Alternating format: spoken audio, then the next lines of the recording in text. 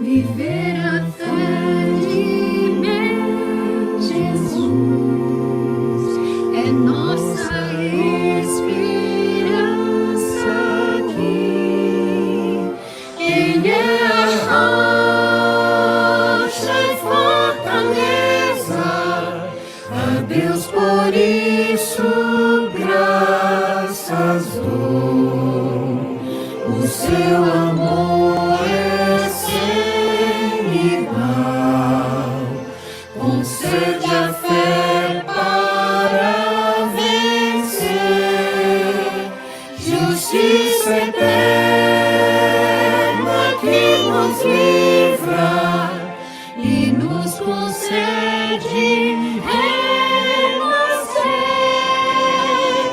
justificados pela fé, nós temos paz para com Deus por meio de nosso Senhor, por sua graça sim, eu salvo sou, justificados pela fé, nós temos paz para com Deus por meio de nosso Senhor, por sua graça sim, eu salvo sou.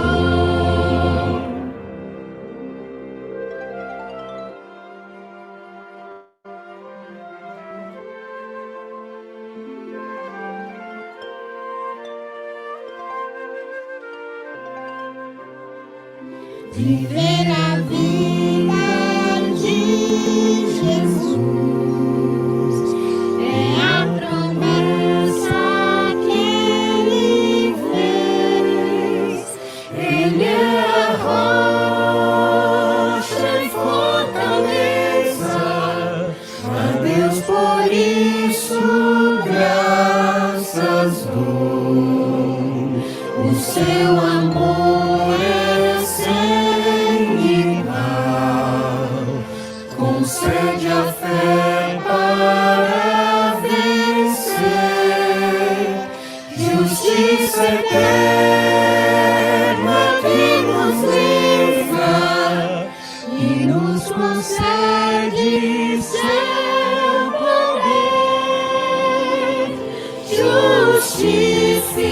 justificados pela fé, nós temos paz para com Deus por meio de nosso Senhor, por sua graça sim, eu salvo sou, justificados pela fé, nós temos paz para com Deus por meio de nosso Senhor, por sua graça sim, eu salvo sou.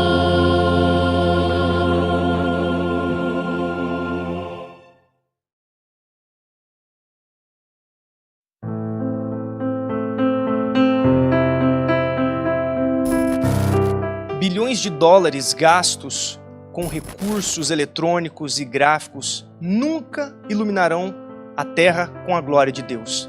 O que nós precisamos, o que nós mais necessitamos é de ouvir esta mensagem, de entender esta mensagem e de viver esta mensagem pela graça do Senhor Jesus Cristo. A partir então deste congresso, a pergunta não será mais sobre o que aconteceu no passado, o que fizeram com a mensagem, mas a pergunta será o que nós vamos fazer com a mensagem, o que você vai fazer com essa luz. E é muito interessante e até importante nós notarmos que nós encontramos na Bíblia, na Palavra de Deus, dois tipos de reações diferentes do povo quando eles ouvem a sua própria história, não é mesmo, Valtinho? Exatamente. No livro de Atos, no capítulo 2, no discurso de Pedro, Pedro está falando a respeito de uma história de rejeição, uma história de morte em que a nação de Israel havia matado o Messias.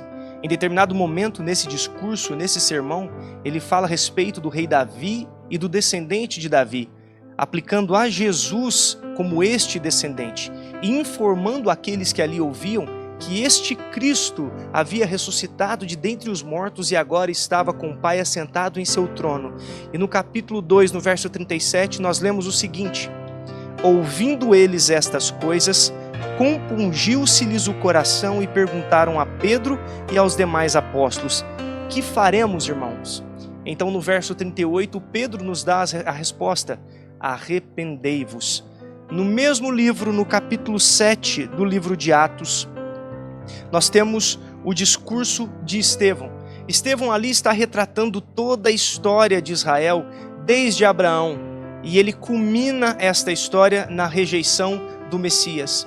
E no verso 54, a Bíblia nos diz: ouvindo eles isto, enfureciam-se no seu coração e rilhavam os dentes contra ele. Então a questão é, nós vamos aceitar a nossa história ou nós apedrejaremos Estevãos? Que Deus nos ajude, que Ele envie o seu Santo Espírito para que nos ajude a entendermos e a vivermos esta tão preciosa mensagem. E a nossa palestrante de hoje à noite é a irmã Cleuma Nascimento. A irmã Cleuma Nascimento, ela é mãe homeschooler, ela é tradutora e revisora. Ela já mora há 2 anos no sítio Beulá, nas montanhas do interior de São Paulo. Ela já é adventista há 22 anos e ama estudar e pesquisar a Bíblia e o espírito de profecia.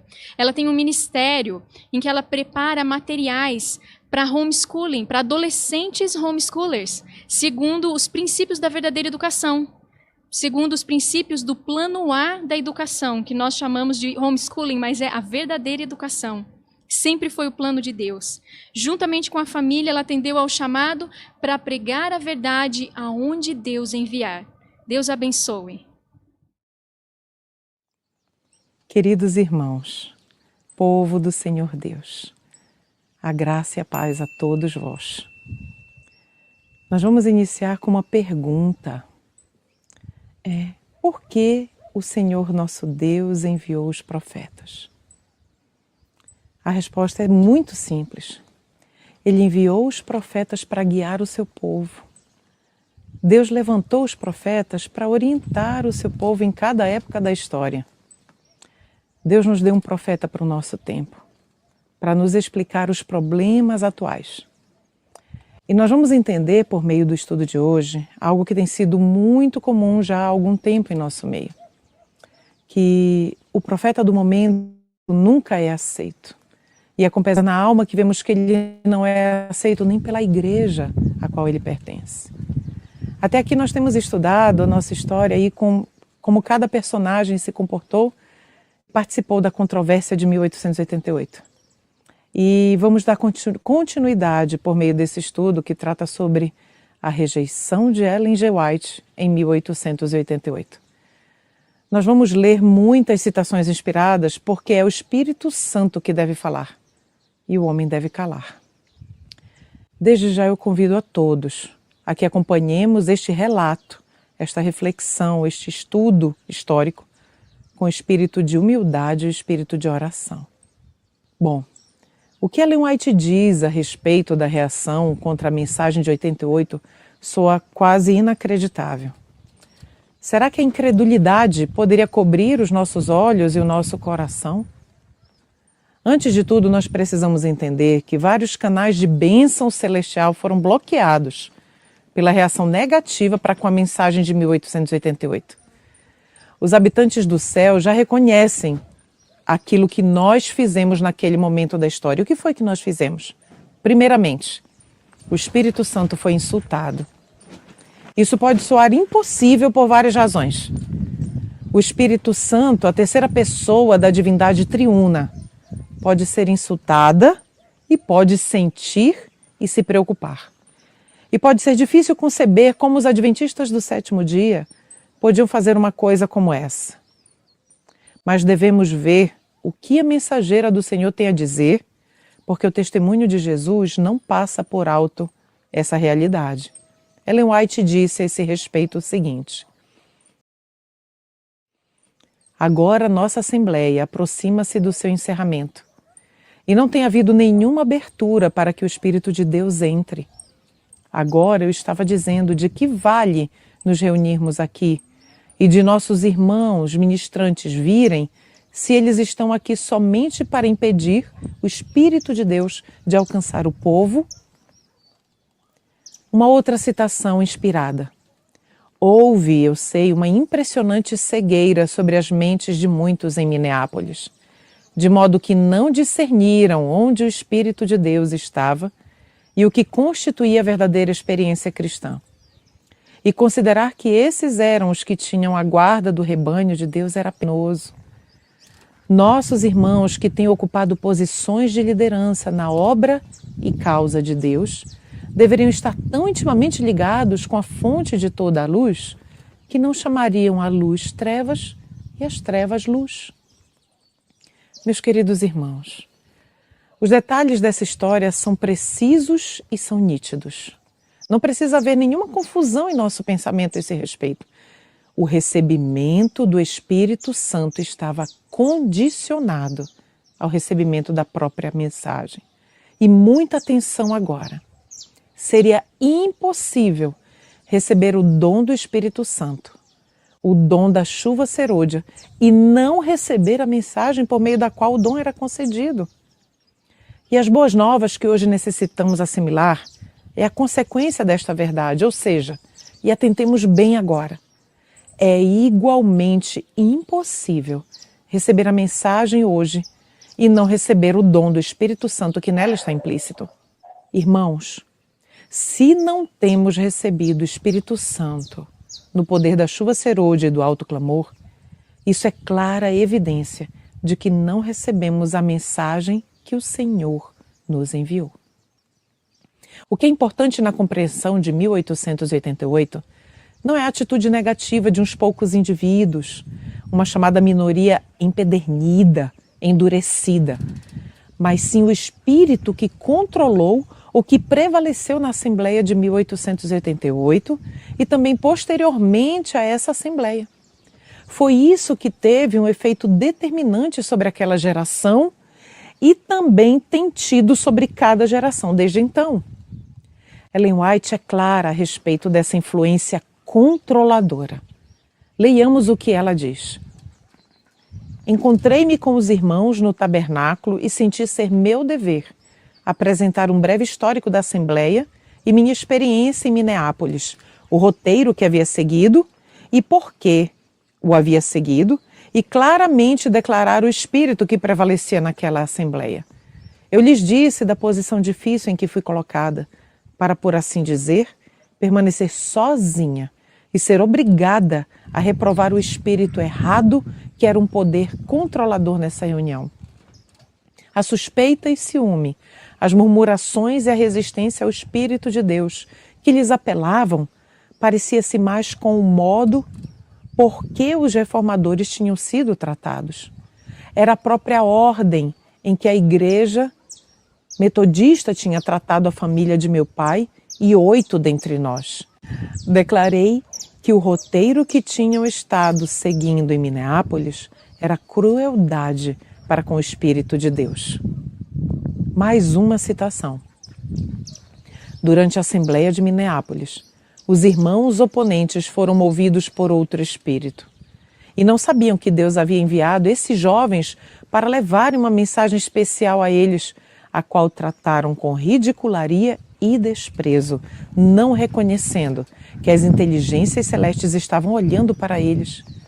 Eu sei que naquele tempo o Espírito de Deus foi insultado. Pecados jazem à porta de muitos. O Espírito Santo tem sido insultado e a luz tem sido rejeitada. Alguns tratam o Espírito como a um hóspede que não é bem-vindo, recusando receber o rico dom, recusando reconhecê-lo, dele se desviando e o condenando como fanatismo. Queridos irmãos, a ideia de insultar o Espírito Santo é mais do que uma hipérbole passageira. Essa tragédia nos afeta hoje tão certamente quanto os erros dos judeus nos afetaram há muito tempo. Um pecado que o indivíduo cometeu há tempos no passado, como um insulto a outra pessoa, permanece como um peso sobre sua consciência e afeta o caráter e a personalidade. Isso pode prosseguir até mesmo por décadas, na medida em que ambos os indivíduos vivam e até que o arrependimento e a restituição tenham lugar. Da mesma forma, a consciência da corporação da Igreja, que é o nosso caráter e personalidade denominacionais, nossa postura perante o céu, o espírito que permeia nossas igrejas, tudo isso é afetado negativamente por esse episódio de vital relevância na nossa história. Nas Santas Escrituras, no livro de Jeremias, no capítulo 17, no verso 1, nos diz o seguinte, que o pecado de Judá está escrito com ponta de diamante na tábua do seu coração e nas pontas dos seus altares. E ele se estende de uma geração a outra. Até que o arrependimento tenha lugar, estamos condenados a repetir os mesmos pecados dos nossos pais. O Espírito Santo é uma pessoa, não é uma mera influência ou uma entidade etérea. Ele pode ser ofendido. Esse profundo conceito da personalidade de Deus como Espírito Santo perpassa as escrituras hebraicas. Os profetas estavam constantemente representando a Deus como o amante desapontado e ofendido da alma de Israel. O conceito ele é característico de Israel, porque nenhuma religião pagã tinha qualquer concepção de uma personalidade divina zelosa, com ciúmes. A mesma verdade se revela no Novo Testamento e é também realçada de forma impressionante nos testemunhos do Espírito de profecia. Mas a ideia está geralmente ausente nos ensinos do moderno catolicismo e do protestantismo. Uma apreciação plena dessa realidade é exclusiva daqueles que receberão o Senhor por ocasião de sua segunda vinda, pois são coletivamente representados como uma noiva que finalmente aprontou-se para o relacionamento íntimo do matrimônio. E podemos ver isso em Apocalipse 19, dos versos 7 ao verso 9. É importante ressaltar aqui que a heresia do panteísmo do início do século XX atacava essa verdade da personalidade do Espírito Santo e o ômega, sem dúvida, reforça esse erro. Sendo ofendido e insultado, o Espírito Santo tem direito à retribuição. E como pode buscá-la de modo coerente com o seu caráter de amor? A retribuição é mais fortemente penosa de suportar do que qualquer outra. E por quê? Porque ainda será a voz de amor que fala o seguinte: haverá mensagens transmitidas, e aqueles que têm rejeitado a mensagem que Deus envia ouvirão as mais chocantes declarações. Magoada e insultada, a divindade falará, proclamando os pecados que têm estado ocultos. Tal como os sacerdotes e governantes, cheios de indignação e terror, buscaram refúgio em fuga do último cenário da purificação do templo. Assim se dará na obra para estes últimos dias. O contexto dessa declaração é uma discussão da Igreja Adventista do Sétimo Dia. E assim, passemos à segunda reação ou à segunda atitude que bloqueou o canal de bênção celestial devido à reação negativa para com a mensagem de 1888. E que reação ou atitude foi essa? Que fez tudo isso? Jesus Cristo foi rejeitado e foi insultado. Isso também nos é difícil de perceber.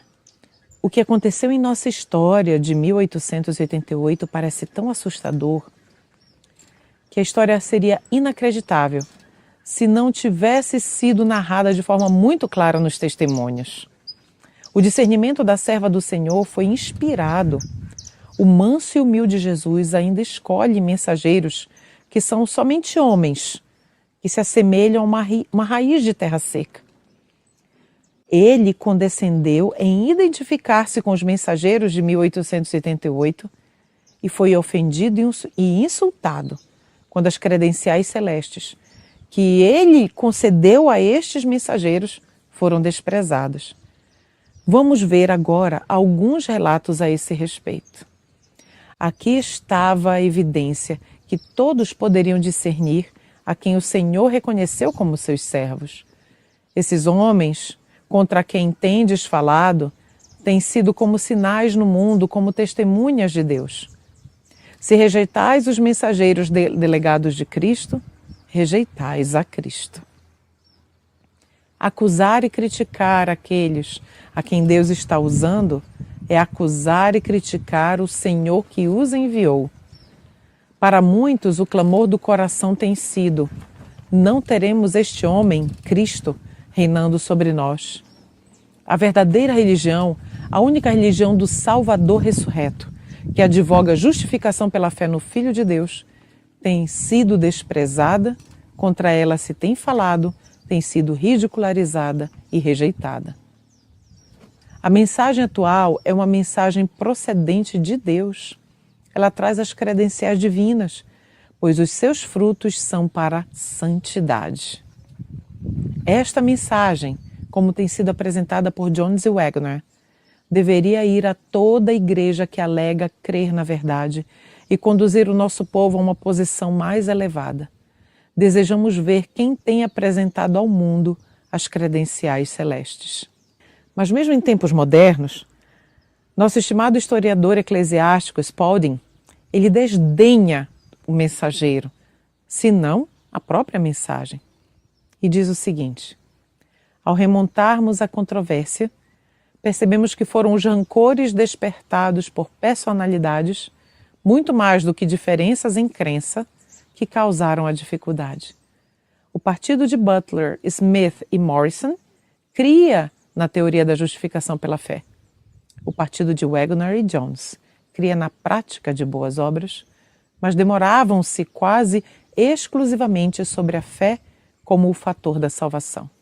As mentes que podiam raciocinar serenamente tinham condições de harmonizar essas opiniões, mas nenhum dos lados se dispunha a considerar o outro lado serenamente. Uma avaliação mais exata seria que os mensageiros de 1888 demoravam-se quase exclusivamente numa fé que opera pelo amor, precisamente como Paulo pregava. E podemos confirmar isso em Gálatas capítulo 5, verso 6. Essa mensagem com credenciais divinas não era uma mistura comprometedora de legalismo e evangelho. Eles proclamavam com muita ênfase a justificação pela fé somente, mas era a fé do Novo Testamento que demonstrava seu poder motivador implícito para a verdadeira obediência a todos os mandamentos de Deus. O mesmo historiador levanta algumas perguntas de grande relevância para nossas reflexões. Acaso aqueles mensageiros que se declarava deverem representar Nosso Senhor despertaram os rancores que fizeram o céu abandonar o cenário envergonhado?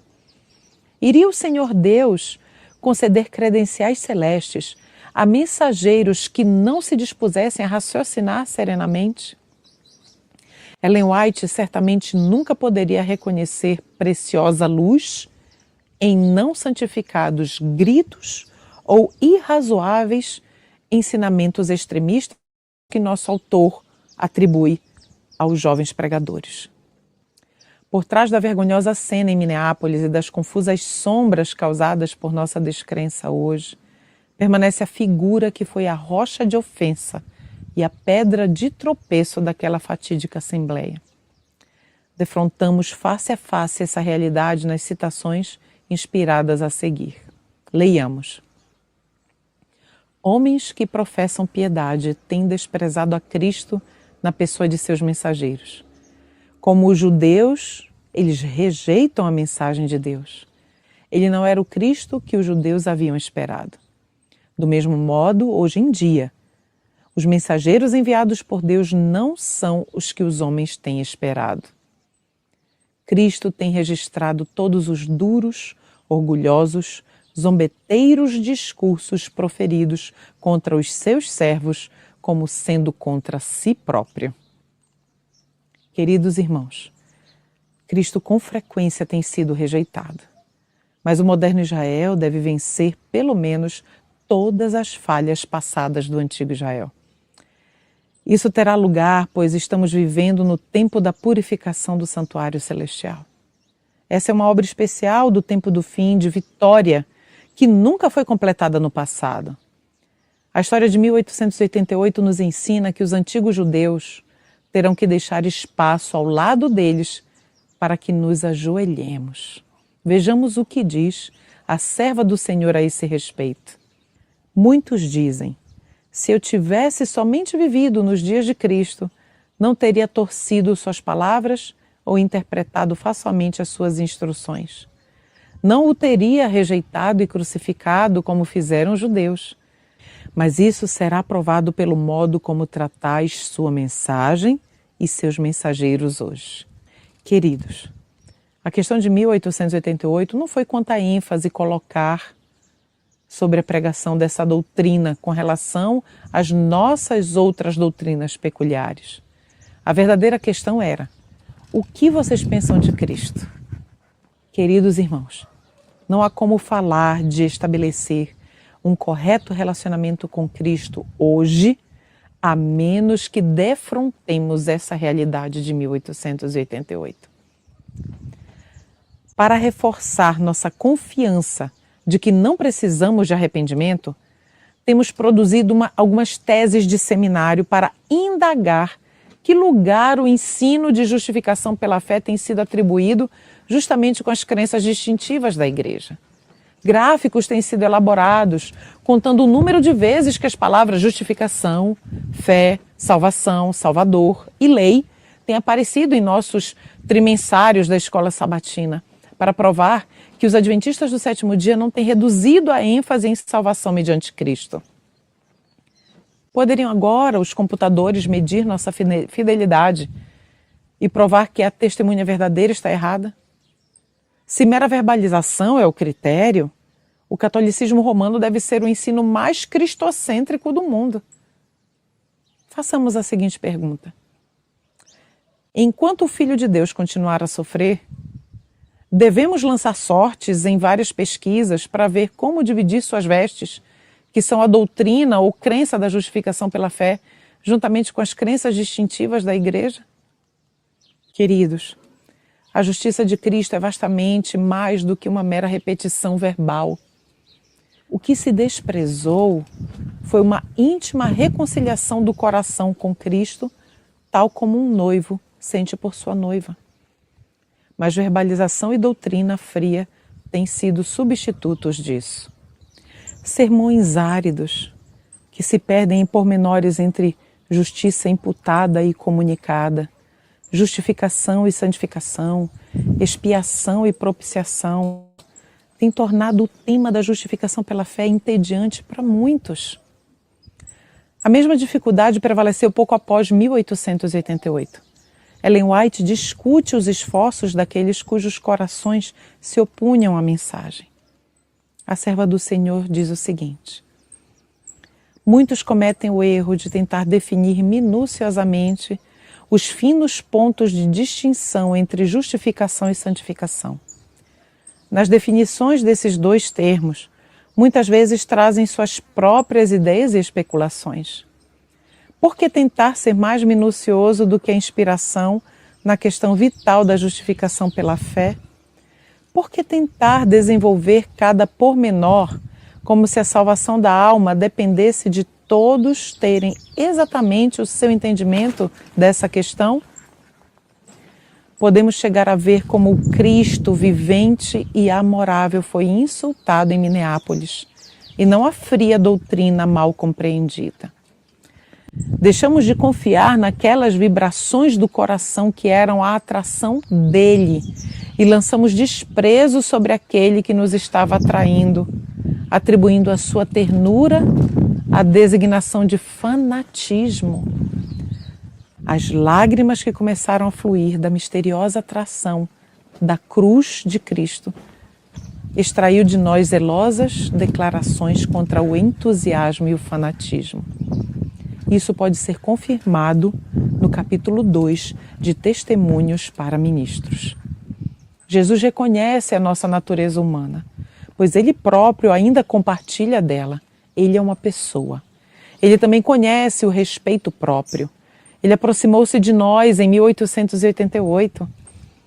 Nenhuma alma entre nós sonha o que poderia ter sido nos doces dias que se teriam seguido caso andássemos com ele na gloriosa luz celestial.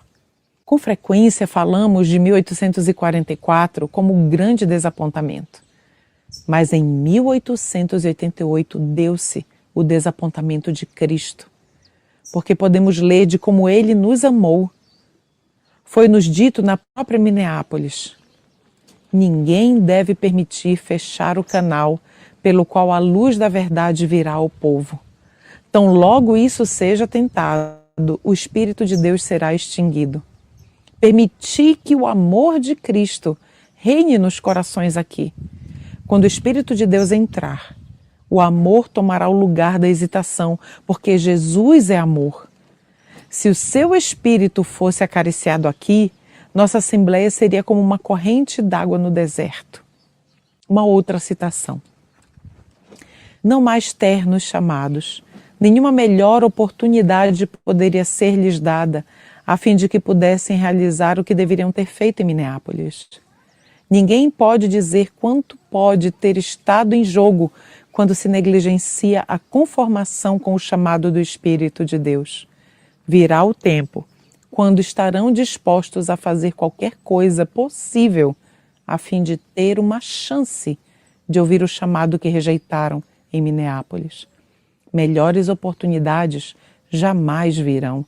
Sentimentos mais profundos não terão.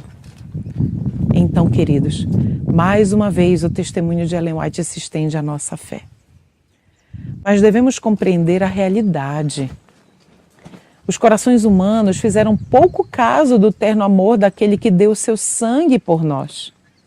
Finalmente, da parte de muitos na liderança, a leviandade transformou-se naquilo que Ellen White tristemente chamou de ódio. 7 anos após Minneapolis, ela disse àqueles muitos o seguinte: voltastes as costas, não o rosto ao Senhor.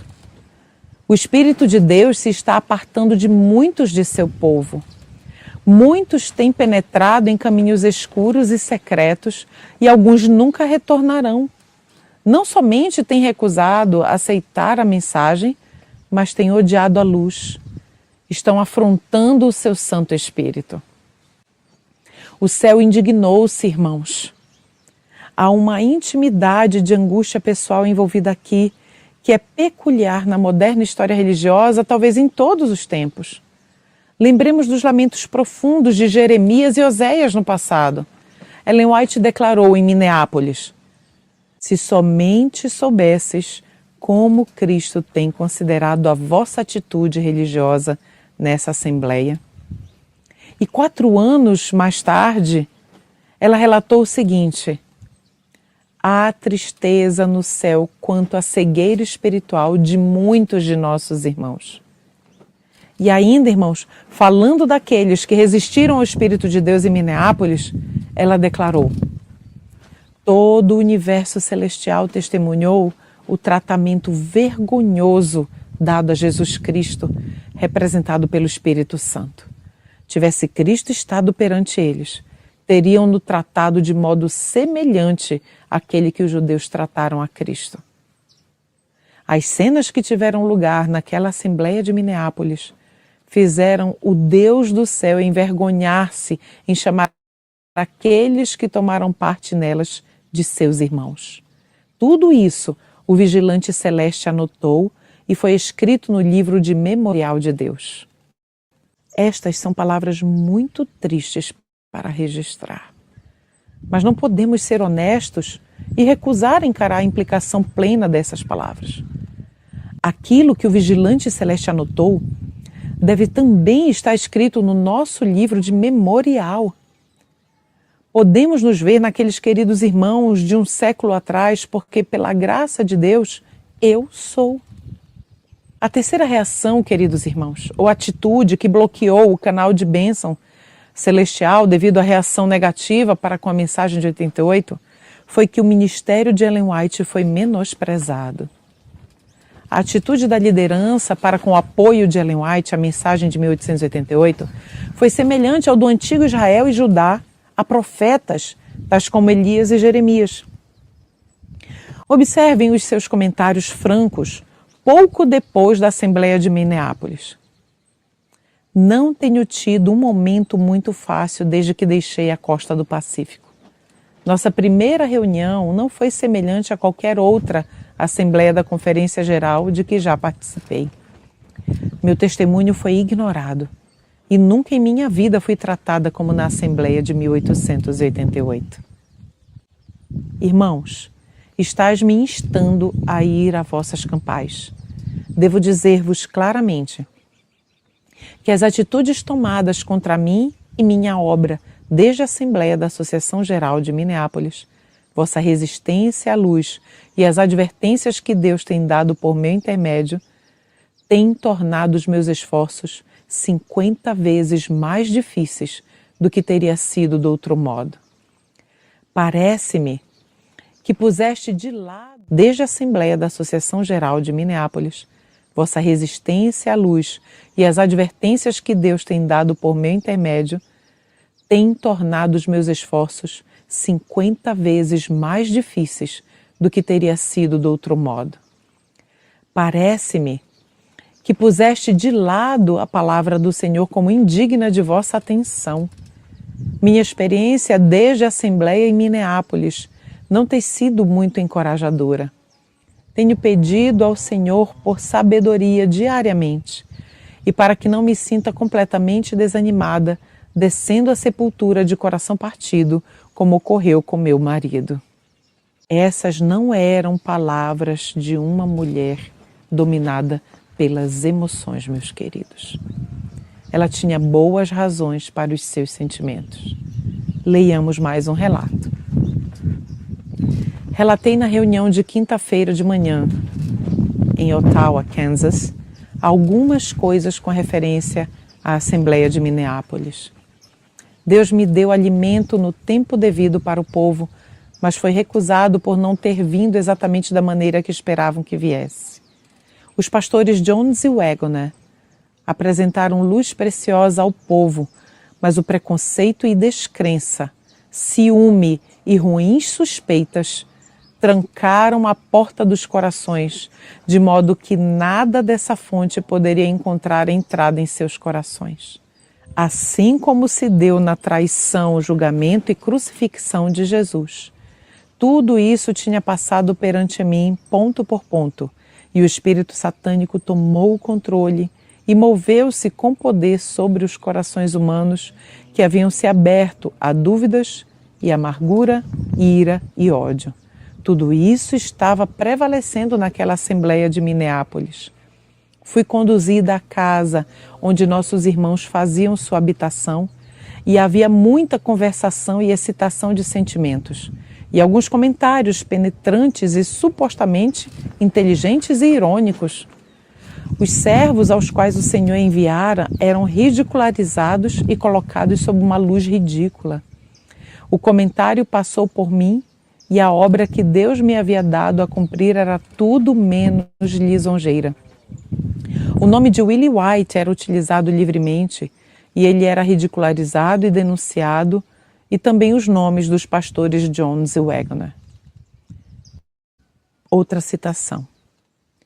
Vozes que estava surpresa em ouvir uniam-se nessa rebelião.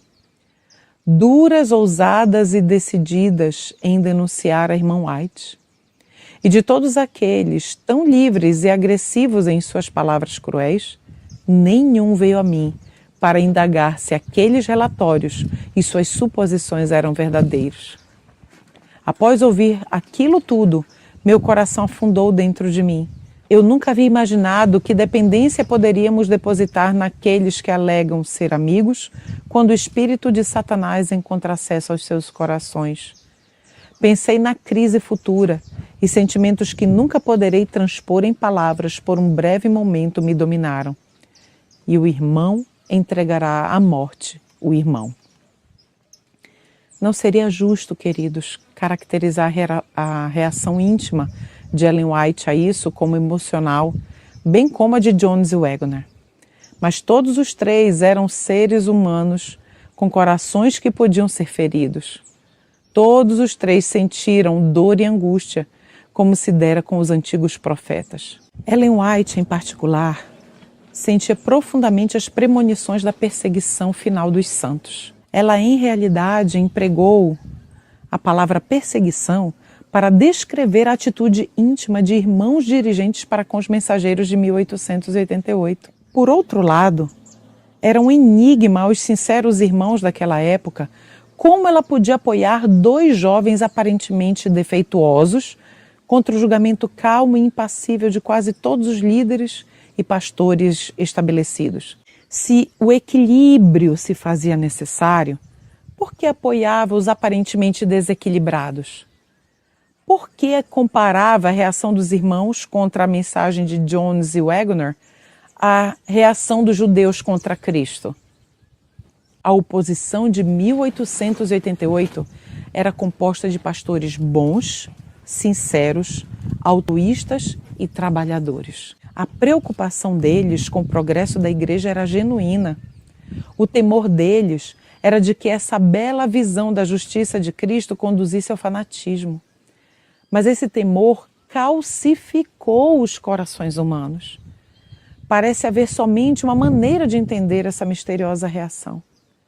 Um estudo cuidadoso das numerosas declarações de Ellen White indica que era a revelação da largura, comprimento, profundidade e altura do amor de Cristo, o amor ágape, que nossos queridos irmãos obreiros estavam se opondo instintivamente. O amor revelado na cruz nos constrange, de modo que os crentes doravante acham impossível prosseguir vivendo para o eu. A verdade profunda parece ser que esse tipo de devoção a Cristo, essa intimidade mais próxima com Ele, era indesejável. Vejamos alguns relatos a esse respeito. Aqui estava a evidência para que todos pudessem discernir quem o Senhor reconheceu como seus servos. Mas aos que desprezaram os homens e as mensagens que eles levaram, eles os têm escarnecido como fanáticos, extremistas e entusiastas. Esses homens, os da oposição, têm estado mantendo posições de confiança e têm moldado a obra segundo sua própria semelhança, tanto quanto podem. Ardorosamente têm falado contra o entusiasmo e o fanatismo. A fé que Deus tem ordenado que seu povo exerça é chamada de fanatismo. Se alguma coisa há na terra que deva inspirar os homens com santificado zelo, essa é a verdade tal como é em Jesus. É Cristo para nós feito sabedoria, justiça, santificação e redenção. Se há algo em nosso mundo que deva inspirar entusiasmo, é a cruz do Calvário. Então é aqui neste ponto que nós somos levados ao pé da cruz de Cristo. E aqui está também a misteriosa divisão continental no Adventismo, onde a fé e a descrença seguem caminhos separados. De todos os seres humanos, é o pastor evangélico ou o administrador que defronta a mais sutil tentação de assumir um disfarçado amor ao eu. A menos que ele examine aquela maravilhosa luz e lance desprezo sobre todo o seu orgulho profissional e pessoal, ele inconscientemente resistirá ao ágape ali revelado. Na obra O Peregrino, John Bunyan viu que perto do próprio portão do céu há uma vereda que conduz ao inferno. Ellen White não considerava as exposições de Waggoner e Jones nem extremas nem radicais, mas tentava argumentar com os irmãos que julgavam que assim fossem. Declarações amplamente publicadas, tais como a que nós vamos ler agora na sequência, têm perpetuado um mito. Leiamos. A senhora Ellen White não endossava as ideias propostas pelo pastor Waggoner com respeito a Gálatas. Ela até parecia ter um sentimento de que os dois homens, que eram tão destacados naquela época, poderiam posteriormente ser levados a desviar-se, dadas as posições extremadas de certos pontos. As observações da serva do Senhor não eram dirigidas contra quaisquer pontos de vista extremos que o Wagoner tivesse. Em lugar de acusá-lo de ser radical ou extremista, ela indica que alguns de seus pontos de vista eram imaturos. Não havia perfeição. No plano de Deus, essa imaturidade devia ser superada por cuidadoso cavar nas minas de Deus em busca do precioso tesouro. A luz que brilhou em 1888 era somente o começo da luz que devia iluminar a terra com glória. Tal luz gloriosa começou a brilhar mediante canais imperfeitos, mas divinamente escolhidos. Uma gloriosa caça ao tesouro foi desprezada. Não era plano de Deus que 1 ou 2 jovens realizasse toda a escavação. Outras mentes mais amadurecidas deviam prosseguir com isso, desejando receber, como diz a serva do Senhor, todo o raio da luz que Deus enviar, embora pudesse vir mediante o mais humilde de seus servos. Se esse fosse o propósito de Deus, seria necessário que as posições, tanto de Wagoner quanto de Jones, não fossem perfeitas ou maduras nesse estágio inicial de desenvolvimento. Eles deveriam meramente desafiar os seus irmãos a uma maior caça ao tesouro de todos os tempos. As imperfeições e imaturidade de suas opiniões iriam atrair a voluntária cooperação de seus irmãos. Tivessem esses 2 jovens cavalheiros visto toda a luz em sua perfeição, onde se situaria o gozo de seus irmãos no puro deleite da descoberta dessa escavação? Deus, em sua infinita misericórdia, haveria de compartilhá-la entre eles. Foi esse gracioso privilégio que os irmãos desprezaram, incitando os mineiros pioneiros das ocultas veias da verdade como sendo fanáticos e extremistas. Sugerir que os mensageiros, mesmo em Minneapolis, fossem instáveis, em perigo de serem desviados com seus pontos de vista extremos, lança uma injustificada calúnia sobre a própria Ellen White. Não estaria ela sendo ingênua, se endossasse os jovens mensageiros tão dignos de confiança? Ela quase temerariamente arriscou sua reputação em entusiástico e persistente apoio da mensagem deles. Poderia o Senhor, então, escolher mensageiros tão instáveis? Daria o Senhor a eles uma mensagem tão potencialmente autodestrutiva? É perigoso submeter-se para ser um mensageiro do Senhor? Certamente, queridos irmãos, a misericórdia de Deus é maior do que dotar seus servos com mensagens autodestrutivas. Devemos observar brevemente como em várias assembleias da Associação Geral, oradores reconheceram abertamente que o espírito ante-1888 incluía virtual desafio ao ministério de Ellen White. Leiamos um texto a esse respeito. O que os irmãos naquela terrível posição que assumiram rejeitaram em Minneapolis? Rejeitaram a chuva serôdia, o alto clamor da mensagem do terceiro anjo. Irmãos, isso não é muito ruim? Logicamente, os irmãos não sabiam que estavam fazendo isso, mas o Espírito do Senhor ali estava para dizer-lhes o que faziam, não estava? Mas quando rejeitaram o alto clamor, o ensino da justificação, e então o Espírito do Senhor, por meio de seu profeta, postou-se ali e nos disse o que eles estavam fazendo, o que então? Então eles simplesmente puseram esse profeta de lado com todo o resto. Ninguém na Assembleia o desafiou Alonso Jones, pois todos sabiam que o que ele dizia era verdade. No Conselho Anual de 1986, no Rio de Janeiro, Robert Olson, do White State, também declarou que na sessão de 1888 Ellen White foi publicamente desprezada. E Essa declaração pode ser encontrada na Adventist Review de 30 de outubro de 1986. E em 1889, a serva do Senhor declarou: o pastor Butler apresentou-me a questão numa carta declarando que minha atitude na Assembleia de 1888 quase chegou a partir o coração de alguns dos nossos irmãos do ministério naquela reunião. Sendo que alguns de meus irmãos me têm na conta de que eu não tenho um julgamento de maior valor do que o de qualquer outro, ou como alguém que não foi chamado para essa obra especial e que estou sujeito à influência de meu filho Willie ou de alguns outros, por que pede a irmã White para participar de vossas campais ou reuniões especiais? Eu não posso ir.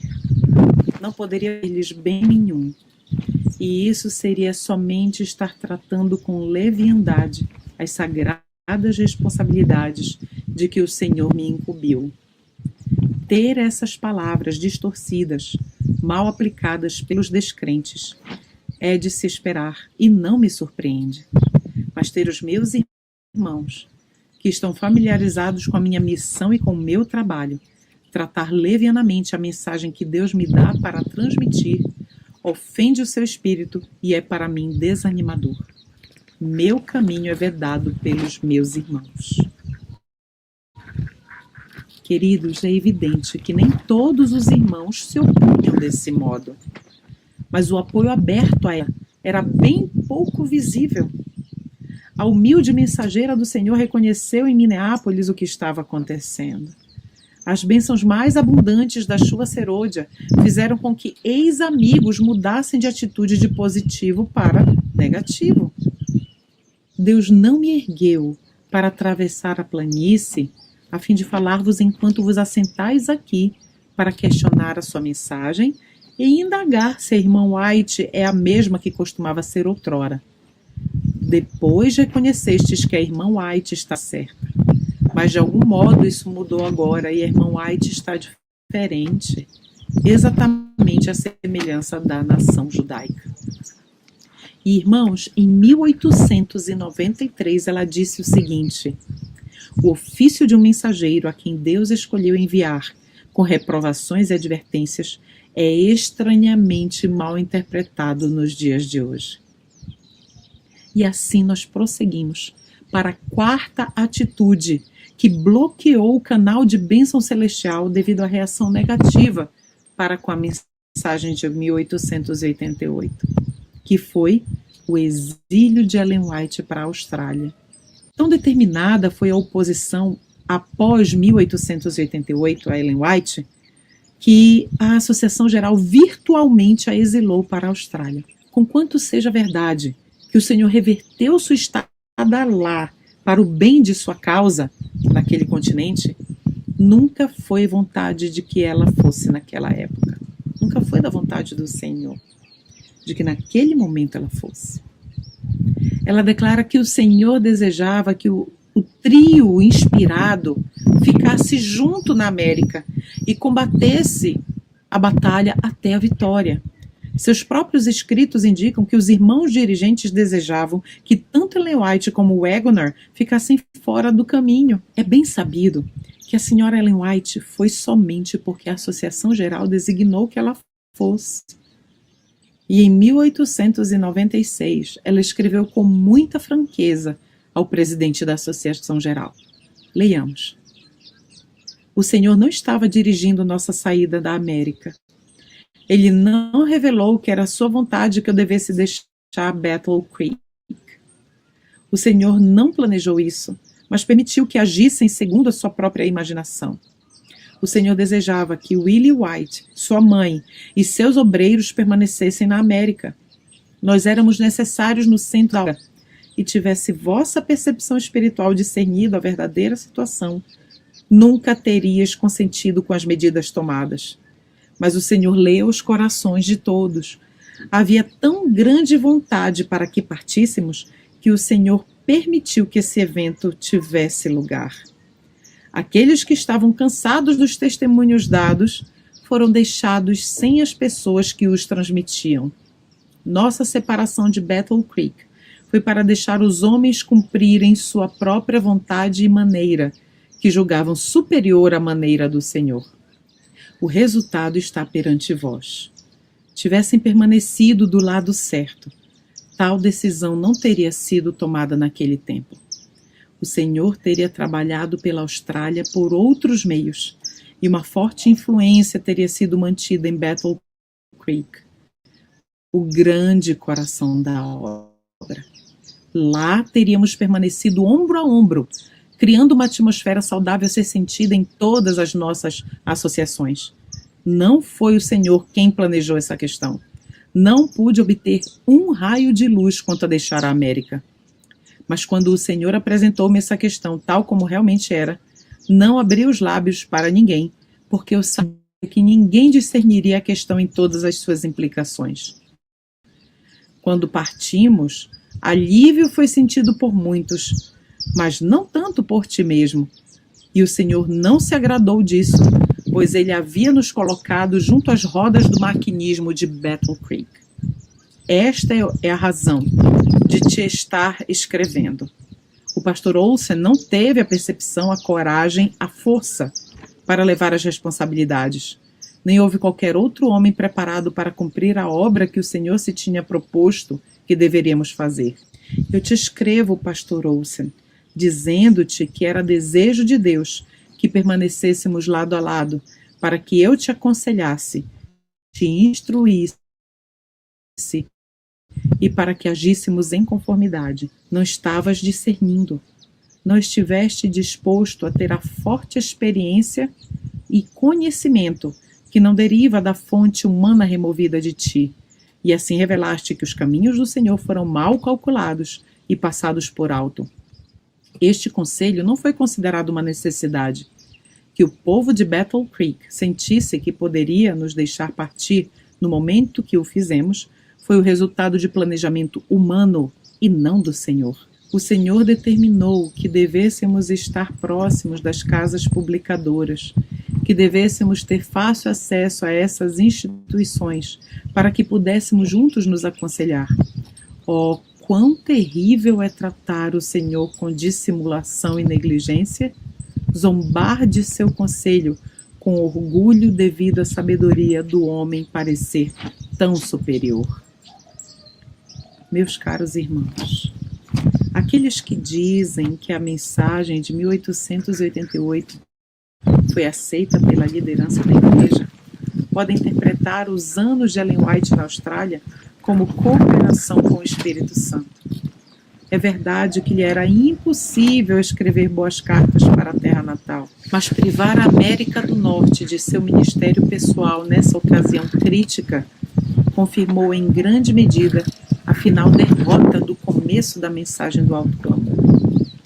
Elliot Wagner sofreu um exílio semelhante ao ser enviado à Inglaterra na primavera de 1892.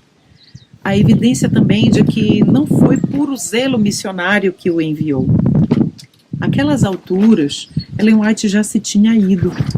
O segundo membro do trio especial devia também partir. Notamos o seguinte, na tese doutoral de Gilbert Valentine sobre o pastor W.W. Prescott. Diz o seguinte: segundo Willie White, a senhora White, que aparentemente ainda tinha lembrança das injustiças do período pós-1888, declarou que lhe havia sido mostrado que, conquanto alguns do nosso pessoal alegravam-se em tê-lo removido da obra em Battle Creek por sua designação para trabalhar na Inglaterra, ele devia ser colocado de volta para dar assistência como professor no coração de nossa obra. Um ano antes de Ellen White ir para a Austrália, ela derramou seu coração numa carta a Washburn, um jovem ministro. Aqui, à semelhança de Jeremias, ela escreve quase em desespero. Descreve vividamente o clima prevalecente na sede de Battle Creek. Diz a serva do Senhor: assisto a reuniões das pequenas igrejas, mas sinto que não tenho forças para trabalhar com a igreja que tem tido o meu testemunho tão abundantemente, e com tudo aqueles que se puseram contra a minha mensagem e não se inclinam a mudar em sua posição de resistência, não obstante tudo quanto o Senhor me tem dado a dizer em demonstração do Espírito Poder, não tenho esperança de que pudessem ser ajudados por nada que eu pudesse dizer adicionalmente. Eles têm resistido aos apelos do Espírito de Deus. Não tenho esperança de que o Senhor tenha um poder em reserva para quebrar a resistência deles. Deixo-os nas mãos de Deus. E a menos que o Senhor ponha sobre mim um decidido encargo de falar palavras no tabernáculo de Battle Creek, não tentarei dizer nada até que aqueles que têm participado do bloqueio de meu caminho o deixem livre. Não tenho forças para contender com o espírito e a resistência, com as dúvidas e a descrença que têm invadido suas almas, de modo que não possam perceber quando vem o bem. Tenho muito maior liberdade em falar a descrentes. Eles estão interessados. Oh, é o lugar mais difícil no mundo falar onde grande luz tem vindo aos homens em posições de responsabilidade. Eles têm sido iluminados, mas escolheram as trevas antes que a luz. Podem crer que tenho grande angústia de alma. Qual será o fim dessa incredulidade teimosa que ainda teremos que ver? Então, queridos, e uma mensagem para a década de 1990 e as décadas posteriores a essa, mais de 100 anos após? Queridos, o ministério de Ellen White, a Igreja Adventista do Sétimo Dia, frequentemente exibe essa qualidade que se iguala a Jeremias. A mensagem do antigo profeta é verdade presente e o episódio de 1888 é uma parábola. E precisamos saber que Deus nos testará uma vez mais. Devido ao fato de que nossa história de 1888 tem sido tão vastamente deturpada, nossa atitude contemporânea é ainda preconceituosa contra a obra de Jones e Waggoner. Ainda presumimos falsamente que a essa mensagem conduziu os dois mensageiros à apostasia. Na medida em que assim pensamos, caso o Senhor envie mais pérolas de verdade a serem lançadas perante nós, seremos obrigados a reagir a tal mensagem como fez a oposição do tempo de 1888. Hoje, não herdamos nenhuma culpa genética de nossos antepassados que rejeitaram a maior oportunidade de todos os tempos. E que oportunidade foi essa? O começo da chuva serôdia do alto clamor. Mas somos seus descendentes espirituais. As Escrituras Sagradas não ensinam nenhuma transmissão genética de pecado, seja original ou de outra espécie, de geração a geração, enfim. Não. Mas há uma transmissão de pecado que não é genética. Por um homem entrou o pecado no mundo e pelo pecado a morte. O pecado abundou e reinou na morte. Todo mundo seja condenável diante de Deus. O livro de Romanos, capítulo 5, vários versos, e no capítulo 3 também nos relatam isso. Essa misteriosa transmissão de pecado nos é esclarecida na seguinte declaração: em sua própria fonte, a natureza humana foi corrompida, e desde então o pecado tem continuado sua obra odiosa, atingindo mente após mente. Todo pecado cometido desperta os ecos do pecado original. A mútua dependência é uma coisa maravilhosa. A influência recíproca deveria ser cuidadosamente estudada. Cada geração assume alguma fase do mal em antecipação àquela que a precedeu, seguindo adiante na marcha da impenitência e rebelião. Deus está observando, medindo o templo e os adoradores em seu interior. Nenhum homem vive para si mesmo. Consciente ou inconscientemente, ele está influenciando outros para o bem ou para o mal. Não seria tempo de que um povo se levante em independência moral, abrigando ao mesmo tempo um senso de sua dependência de Deus? O Senhor enviou ao nosso mundo uma mensagem de advertência. que é a terceira mensagem angélica. Todo o céu está aguardando para nos ouvir vindicar a lei de Deus. Review and Herald, 16 de abril de 1901. Vindicar a lei, o caráter de Deus. Irmãos amados, nós temos mais luz do que nossos antepassados. Logo, temos maiores responsabilidades. A alienação do coração de Cristo, que causou a rejeição da mensagem de 1888, é hoje bem mais sutil, ela é mais sofisticada, mais profundamente sepultada além da nossa consciência. Isso não é terrível, não sou terrível isso. Mas não é menos real. Somente a iluminação do Espírito Santo a tornará essa alienação manifesta. Deve chegar o tempo, pelo menos para cada um de nós, quando a cruz será apresentada e sua real importância será vista por toda a mente que tem sido cegada pela transgressão.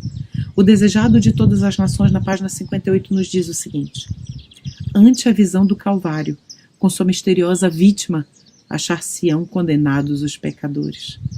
Então não seria uma bênção se pudéssemos ver a cruz hoje, antes que seja demasiado tarde?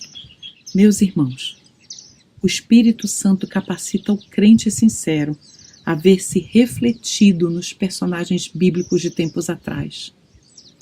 O Espírito Santo pode igualmente nos capacitar a vermos a nós mesmos em nossos antepassados de um século atrás. Por natureza, não somos melhores do que eles. O Espírito Santo pode nos curar da cegueira que permite vermos o mal se ele estiver suficientemente rebuscado e distante no passado, enquanto deixamos de reconhecer esse mesmo pecado estando bem debaixo do nosso próprio nariz. Sem a iluminação do Espírito de Deus, não seremos capazes de discernir a verdade do erro e cairemos sob as tremendas tentações e enganos que Satanás trará sobre o mundo. Estamos próximos do encerramento da controvérsia entre o príncipe da luz e o príncipe das trevas. E em breve os enganos do inimigo provarão que tipo de fé é a nossa. Então, queridos, a que conclusão nós chegamos? Irmãos, nós não podemos duvidar. Muitos dos nossos rejeitam a serva do Senhor como profeta, porque o que ela diz sob inspiração fala contra os gostos pessoais. Jeremias não foi bem aceito pelo povo de Israel no tempo dele e foi considerado por eles como inimigo da nação. Paulo, ao escrever para os coríntios, sua carta causou divisão na igreja e muitos não creram em Paulo. O próprio povo de Deus em Corinto não creu em Paulo.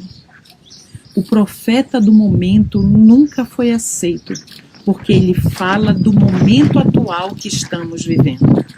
Noé, João Batista, nenhum foi aceito. Reconhecer a verdade de que nossos antepassados insultaram o verdadeiro Cristo e insultaram o verdadeiro Espírito Santo não é em si uma má notícia. E desvendar a realidade da resistência ao testemunho de Jesus, profundamente arraigada, é uma bênção. Não podemos nos preparar para futuras provas de nenhuma outra maneira, se não for através do enfrentamento da verdade. A verdade, ela é positiva, ela é otimista e ela é encorajadora. E quais são então as boas novas para nós? As boas novas são que o céu tem por todo o tempo estado mais disposto a conceder o derramamento final do Espírito de Deus do que nós temos pensado. Irmãos, é tão somente nossa contínua resistência e é uma resistência assim frequentemente inconsciente que tem impedido o dom. Agora, por mais de um século, queridos, muito embora todos nós tenhamos orado pelo derramamento desse dom. encarar a verdade honestamente deve ser para nós uma fonte de alegria. A estabilidade e o progresso da igreja organizada somente pode ser abençoada por isso. Então, meus queridos irmãos, tenhamos humildade e discernimento suficientes para entendermos tudo isso sob a luz correta. Que o bom Deus vos abençoe. E eu convido os irmãos a orarem comigo neste momento. Vamos orar? Nosso bom Deus, nosso amado Pai de amor, há muito tempo atrás, o Senhor levantou o antigo Israel, uma missão maravilhosa, uma responsabilidade tremenda de representar o Senhor nesta terra. O tempo passou e novamente o Senhor levantou Israel com uma mensagem poderosa, uma mensagem de salvação, uma mensagem que vindica o teu caráter, que leva os teus filhos a vindicarem o teu caráter. Ah, Senhor Deus, por favor, não permitas que esqueçamos o nosso passado, porque este passado é o fundamento, é a base para que não cometamos os mesmos erros. O Senhor nos deu um dom precioso, o dom de profecia, e o profeta do momento não pode ser rejeitado pelo teu remanescente fiel. Humildemente te pedimos perdão, Pai, pela nossa negligência, pelas nossas falhas, porque temos vituperado o teu santo e bendito nome. Temos trazido opróbrio para o teu nome, para a tua causa, ao rejeitarmos o Santo Espírito, o derramamento do Espírito Santo sobre a tua serva e levando-a a transmitir mensagens tão poderosas para nós. Nos ajude, Pai querido, a não cometermos mais tamanha negligência e a seguirmos em fé, crendo nas mensagens que o Senhor nos enviou. Que o exemplo de Minneapolis esteja sempre vivo diante de nós, para que possamos trilhar no caminho que o Senhor desejava que fosse trilhado por todos os adventistas que participaram daquela reunião. Que desejamos de toda a nossa alma que o Espírito Santo seja derramado sobre nós. Unge-nos, Senhor, para o teu serviço. Perdoa as nossas faltas. Derrama chuva serôdia sobre cada um de nós, porque desejamos proclamar a tua verdade que salva, para que todos se acheguem a ti enquanto há tempo. Em nome de Jesus Cristo, nosso Redentor, nós te fazemos esta humilde súplica e já te agradecemos. Amém, Senhor.